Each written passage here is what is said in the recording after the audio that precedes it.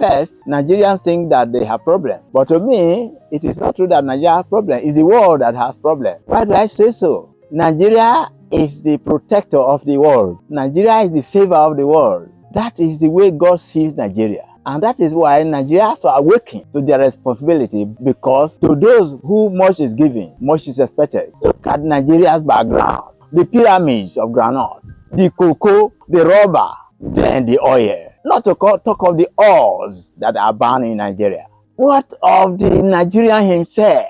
He's blessed. He's an administrator. He's a governor. Anywhere he gets to in the world, he's respected. And Nigeria is known to be the happiest nation in this world. So the problem is not Nigeria or Nigerians per se. The problem is the world. The world has problems. And when the world has problems, it must densify itself in Nigeria too. So first of all, I want to draw our attention to divine dominion. Then the game of butter and bread. Thirdly, to power shift or power drift throughout the world. The Nigerian issue, the Nigerian situation. Then Nigeria as the governor, as the conqueror of the world, side by side with America, United States of America, to be specific. So what I'm trying to say is that if you look around the world, the kings were the closest people to God as at that time. It's on record, religious record, that the kings were selected majorly by God, and they had communication with God, either with God direct or God messengers. It's written. But today, there's a drift by the kings. Why? Game of butter and bread. So, but before I go into the detail, I must mention and show our gratitude to Britain and France, because they are the people that came out to enlighten the world as it is today, not minding their current position of today. So to begin with, let us start. I want to inform Nigerians that there was a government in Africa that has come and gone. How was that government? There was a divine being, so to say, the king was a divine being. That government was in the location where we now call Sahara Desert. 70,000 years, these people enjoyed without sweating. They enjoyed and enjoyed.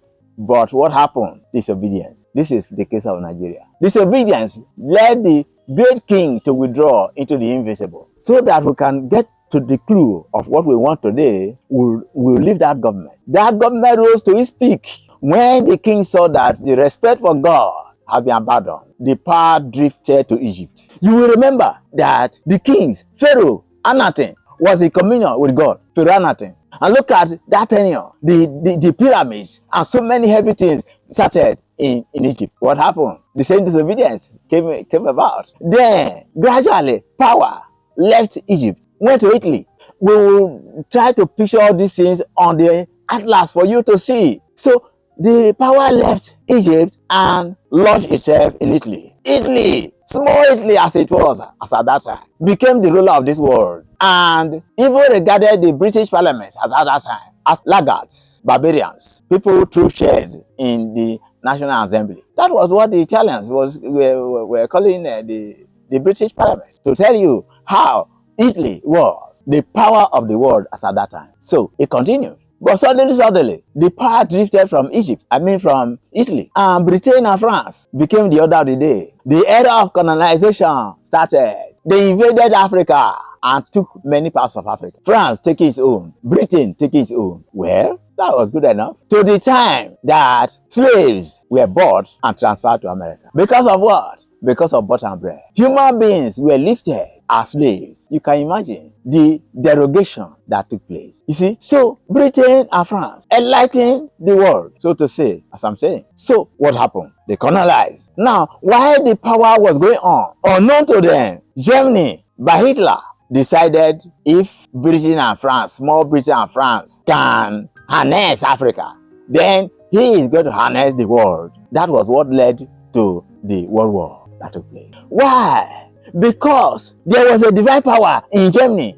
We shall talk of God's languages and their modes, the modes of God's languages. If you watch the German flag, there's what we call the swastika. It's a symbol attached to the German flag. So they went. Now, the world was in turmoil. Japan and all those countries were bringing up their heads. Britain was in a dilemma. France was too. Then, when the motive for Germany turned aside to what Britain was doing, because of game of butter and bread. What happened? The swastika, because God made and God can make. If God make, God can make. Set aside the activity of the swastika and America developed. And the Hiroshima case is no more news. It's already recorded in history. The Hiroshima bomb came, hydrogen bomb came and devastated Germany. So that was the case as it happened there. But Britain and France continued their domination of Africa. Why?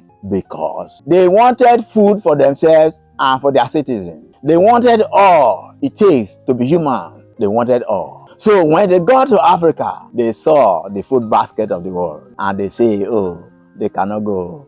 They must stay put. The African people agitated for freedom. For where? Who is going to give them freedom? Britain or France? Okay. When the holla was too much, okay, we'll give you freedom. But Britain knew what they were doing. France knew what they were doing. Secretly, they sent emissaries to these African countries to grant them freedom. Now, with the proviso that the wealth of these countries remain with them, unknown to the Africans, because they were not enlightened, because they were not developed. You see, you ask me, how was it possible that these people became developed and were able to make their incursion into the African states? Yes, that's what I told you. Divine dominion.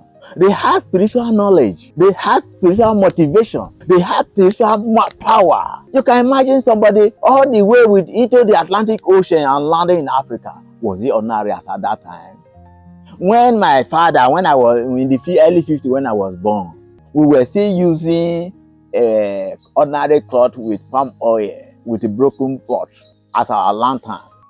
So you can imagine the difference between that time in Britain and we in Africa here. That is to say, we were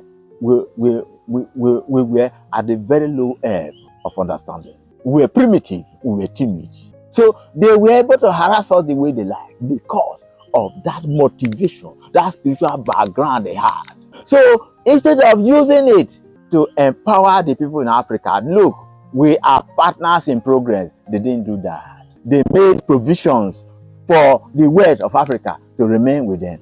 So look at it. If it was not spiritual power, they came, you can imagine the France, look at the Republic of Togo, look at the Republic of Benin. They are French-speaking countries. Why did they not merge them? But Britain had Ghana, or Cote d'Ivoire, or whatever. They didn't merge them. But they came and Armageddon Nigeria as one. What are we having today is real Armageddon in Nigeria. And they coined the word amalgamation. So Nigeria was amalgamated. North and South Nigeria were amalgamated by Lord Lugard. So the problem is still there till today. Nigerians have to wake up to understand the spiritual implication of what is happening in Nigeria. You are blaming our leaders. We are saying no, it is time. To whom much is given, much is expected. Nigeria has been blessed with the things I counted earlier. See coal, see oil, see granite, see cocoa, see rubber, everything, and many more. We still come to Nigeria when we open our eyes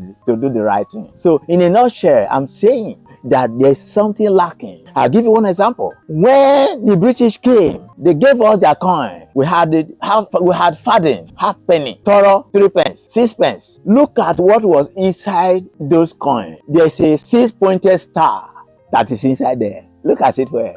I have the symbol actually in another area when I will talk about modes of God's language, which I shall bring these symbols for you. There's a star. It is a seal with which they tied the Nigerian economy to the British economy. And you are living in Nigeria for carrying our money to Britain. It is just hypnotism. We shall also talk about magic and hypnotism with time. Miracles with time.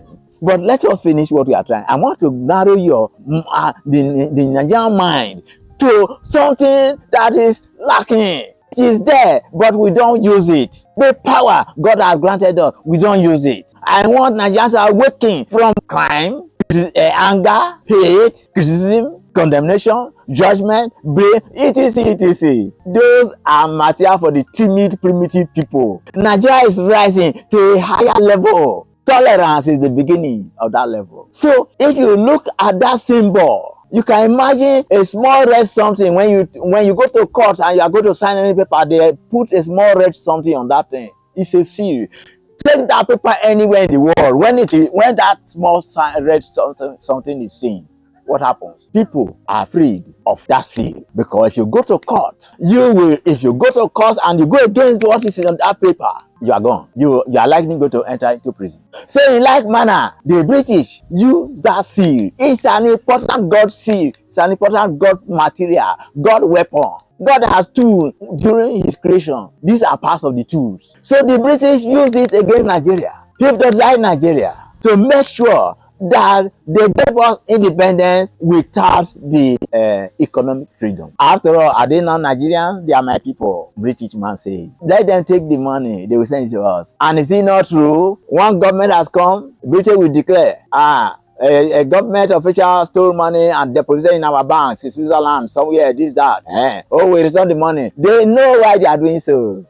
So that we can remove our mind from them. The government they are just giving money to will leave the seat again. Britain will shout again, oh, your man has come again and they have deposited money in British banks. Who are we deceiving? And you are blaming the Nigerians who have been hypnotized. When we shall talk about hypnotism, you will see the depth of what hypnotism can do to a man, what sorcery can do to a man. They hypnotize us to the extent that the spiritual gift we had was turned to sorcery. Man working against man became the order of the day in Africa, using that spiritual power, using God's power negatively to destroy the African man. So what I'm saying in is that it is time now for Nigerians to awaken. Nigerians are awakening, so that we will know our right position.